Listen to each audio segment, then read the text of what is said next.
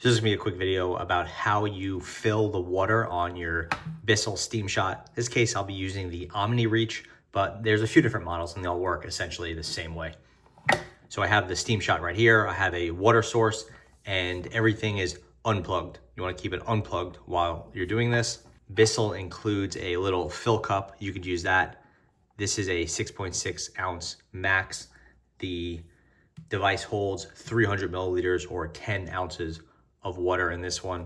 Yours may vary. You do not want to overfill. Okay, so first things first, we have it, it's unplugged. We're going to remove this piece.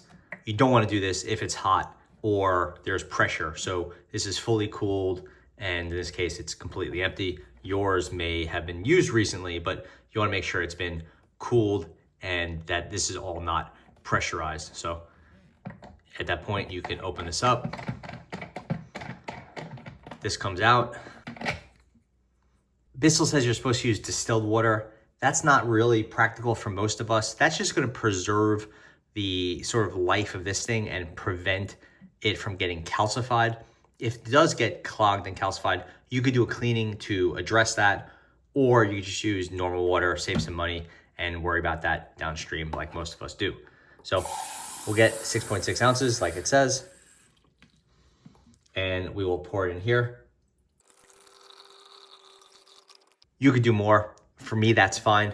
Now you want to put this safety cap back in, tighten it down. It needs to be nice and snug. Otherwise, you're gonna get steam leaking out of this and you're not gonna get as much pressure as you want. Just don't go crazy and over tighten it too much. If you have water or steam coming out of the top, if you press the button and water spits out of the front, or if it's sort of spitting after you press the button, that means you overfilled it and you just don't want to do that. Put in under the max amount of water and you'll be much happier with the performance. Okay, so say it's hot and you want to refill it. That's where this thing gets to be a bit confusing. You have it here, it's working.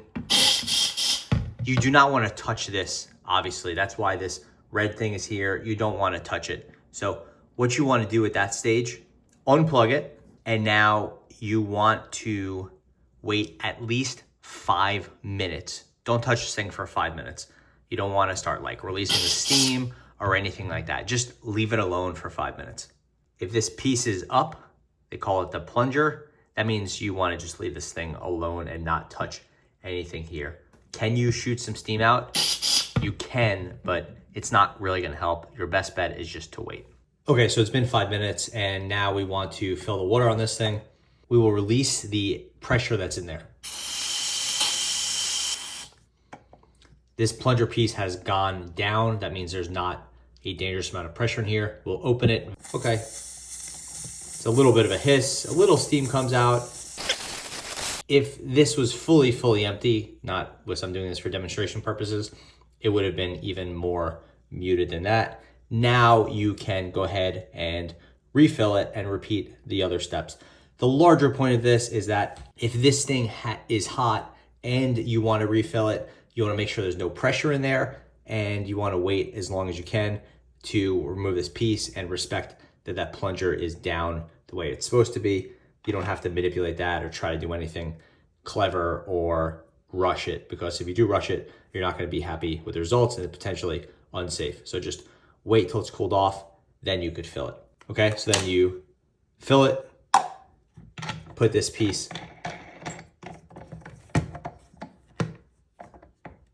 nice and snug, and you're good to go, and you've filled your Bissell Steam Shot. Thanks for watching.